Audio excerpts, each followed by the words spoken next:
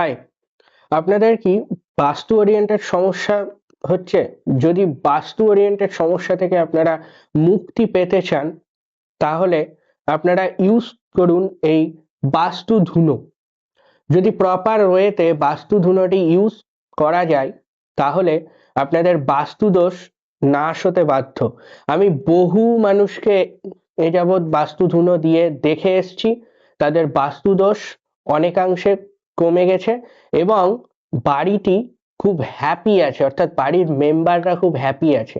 আগে যে সমস্ত সমস্যার সম্মুখীন ওনারা হতেন, সেই সমস্ত সমস্যা আর ওনাদের হয় না। অর্থাৎ বাস্তু দোষ যখনই কমে যাবে, তখনই এই সমস্ত সমস্যাগুলো অনেকাংশেই কমে যাবে। তাই প্রপার ওয়েতে নিয়ম মেনে যদি বাস্তু ধুনো বাড়িতে অ্যাপ্লাই করা যায়, বাস্তু দোষ নাশ হতে বাধ্য।